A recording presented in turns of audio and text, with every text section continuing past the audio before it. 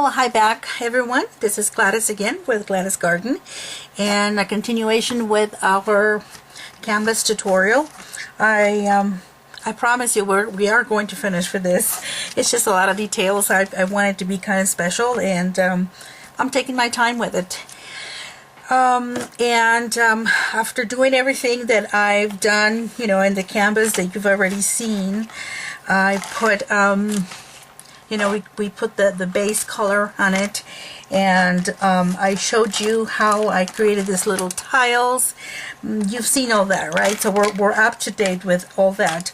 Well, you know, I keep finding stamps that I really like. This is like a, I don't know, it's like a strange card, bingo card. It has all kinds of, you know, grunge and steampunk and really vintage style. So I don't know where I'm going to put it, but I'll find a way probably. This is a rose. I really liked it too, a small little rose bouquet, and I thought that was lovely. You know, one of my pens that I've created a while back, and I'm going to use that into, see if this is better, yeah. I'm going to use it into, you know, my collage when I'm done. But this tutorial for today, we're going to, well, finish with, oops, there it is. We're going to finish with this little flower, okay? So I told you that we're going to be making pansies, right? So this is the pansy flower that you guys are going to learn how to make today. I didn't invent this. I think Stampin' Up! Came up with this either a couple of years, yeah, at least a couple of years ago, through their butterfly punch. And I've had this for many years too. I don't know if I still have it or if it's retired, but if you get a hold of one of these, just keep it. It in my opinion, no other works to make this flower. Could you cut them? Yes, I'm sure, but this is just so perfect, and it makes the flower, in my opinion, very realistic. So that's what we're going to do today. We're going to use the UT also, the ultra thick embossing that is already melted in my pot, and this is the way they look when I cut them. Okay, so it's like a butterfly, and what I chose different colors that I can see in some of the pansies, or at least in the pansies that I you know, Photoshop into my hat in here. So therefore, that's why I'm going to be making this. Now this is one of the bigger ones, but I was just doing a little test in there. It looks really cute, huh? It'll take 2.5 butterflies. Actually 3.5 or 2.5. I can't remember. We'll go through it again, but I'll go through the whole step on him, okay? And the center, I just used a little bit of this enamel marker, and it's by Gold Leafing Pen. That's all it is. I've had it for, yeah, a couple of years at least, if not more than that. And because I hardly use it, you know, it's just been there forever. All you have to do is just, you know, randomly, don't try to make it perfect, just put it in there a little bit, and then right after I have it, all my petals secured to my backing, which I use a circle punch. There it is. This is the, I don't think it's an inch, but I think is maybe 3/4, or maybe it is the inch, I don't even know. But anyways, is this one. And once I have them secure, then I pass this heavier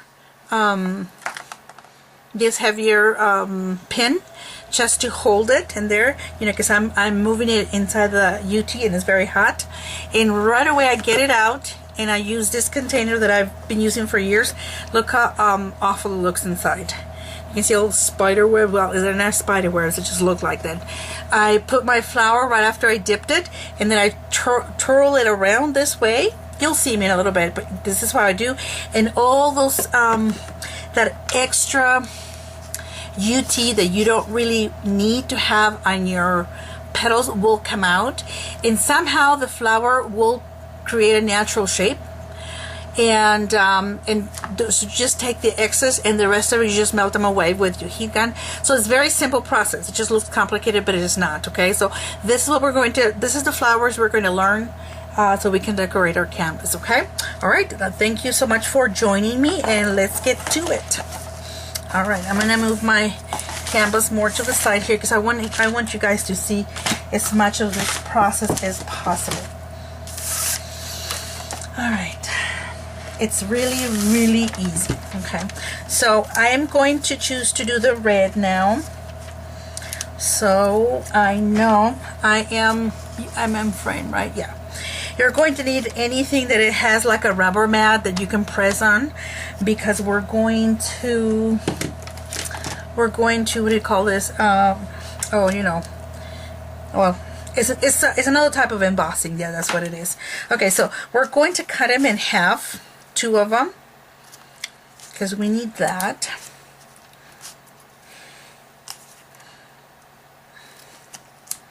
And then we need another half of one. Okay, so 2, they're going to stay by themselves like that, okay? And then this one's we're going to take the, you know how one area is a little bigger than the other one? Okay, so we're just going to go around to it and create that, and you can dispose the other part. So that's going to go out, and I'm going to do the same thing to this one. You kind of go around to create that illusion of the circle, okay? Okay, so we have our pieces right there. At this point, I'm going to get my embossing tool, and I have a large one here, and I am just going to break. You really want to break the fibers on the paper. You want to make them look like this, okay? It takes only, honestly, seconds, okay? Okay, that's done. And later on, we're still going to bend them over, but I think the trick here is try not to make them perfect, because if you insist on they have to all match, and even here and even there, then it's going to look homemade, like, you know, it's not in nature. You were trying to imitate nature with this. Okay, now our circle punch that I know I cut. Anyways, I'll cut another one, it doesn't really matter. There it is. Okay, so let's see, I don't have a red one, but it doesn't really matter. Nobody sees that.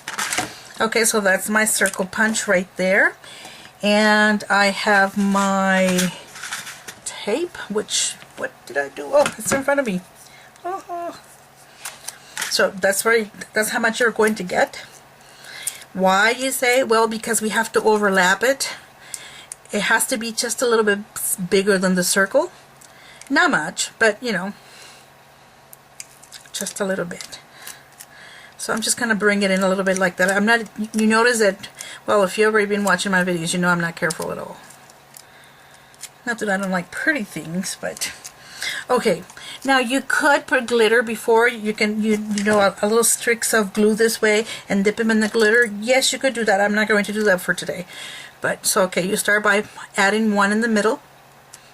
Try not to adhere it to the back too strongly yet, because we want to create the you know, the illusion here. And then I'm going to get another one that is the one that is cut, and then I'm going to put it. So we're always trying to make or figure out that we have like a center there, and you could have punched a hole. I could have punched a hole there if I'm going to put a brad. I'm not putting a brad, so I'm not worried about that. Oops. Obviously I did not center that, or didn't stick it correctly. Alright, our other one, and I'm going to alternate big, small, so I can, you know, kind of imitate nature that way. And we might not need this one, but I'm just going to go for it, okay? So there is your little, oops, I am lying to you today. Okay, so there's your little flower, and I'm going to bring this more to the center, because it's at this point that you're going to punch it with this big pin that I have in here. It's kind of heavy and thick, and you know, I want that because I want to be able to twirl it really good. So I want it tight, in other words. And I'm not, you know, I notice I don't put it very a lot of in yet. Oops, there it is. Oh, maybe not. Okay, there it is. See how little? Because I may even need a little less, because I have to dip it into the UT that has been burning here for a while. But anyways, yeah, you can see it there. So I'm just kind of going to scoop it because I know I have it everywhere. And now this is what it gets really interesting, okay? I'm going to push it in a little bit more. Be careful, it is hot. At this point, I'm going to go like this. And I don't know if you can see. I'm really twirling it around, and I'm going to show you if you can capture all the little spider webs, but I'll show them to you. Okay. Can you see that? Kind of gross, huh? I think it's kind of gross. Anyways, this, it takes just the excess, and you don't want to, I don't waste any of that. This is going to go right back into the melting pot. And it just kind of prevents it from looking all clumped up. You're still going to have a little bit of that, but it's not, let me show it to you here. See, it kind of keeps a natural shape when you twirl them around naturally.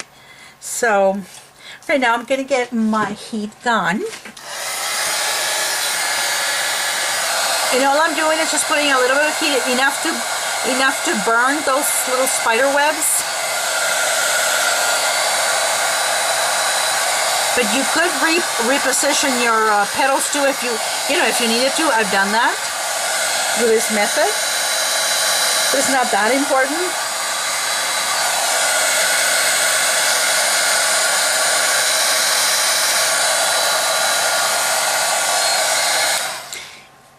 And I could still go a little bit more, but I'm not going to. What I'm going to do is with this skewer, I'm going to, since the flour is still a little, hot, I'm going to try to lift it up. It's probably too hard by now, but there.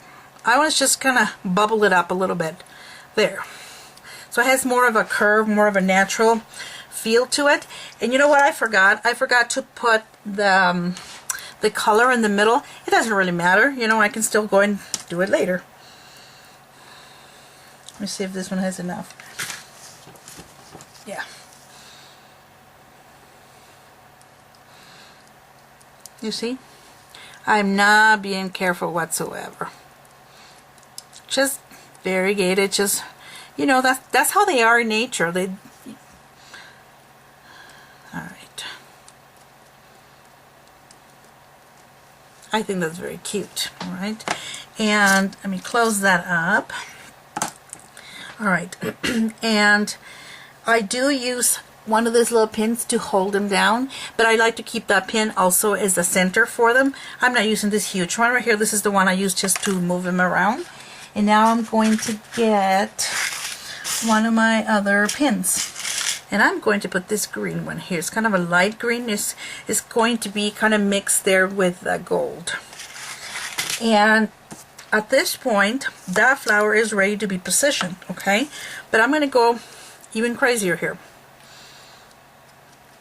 And you do this on some of them and not on others, and that kind of creates a little bit of, how nature works. It's not all even. And kind of, make a mark like you're separating the petals from time to time. It just gives it a little bit of an extra, look, and more natural look. And look at, I really think they're stunning this way myself. I'm not the smartest cookie, so. Alright, so let's see. Hope you can see this. And we're going to be playing with the black marker too on some of them, okay? So see, now you know how to make these beautiful little pansies. And now these are, like I said, this is like a larger side. We're going to create just smaller ones. So when we cut our butterflies, I'm just going to trim them in the same shape that I need them to, and that will create the baby butterflies, or not butterflies, but baby pansy flowers to put around my head, because I cannot fill it up with this. These are like nature's size, and obviously my portrait is a little smaller than that. So I hope you like this little tutorial. If you need to stop it and watch it again, or if I didn't explain anything properly, give me a comment or leave a message or a question, anything, and I will definitely try to answer it. Now I'm going to go and create a bunch of this ones and you know, start working with our layouts now, because we're pretty much done. All right, okay, we'll talk to you guys a little later. Bye.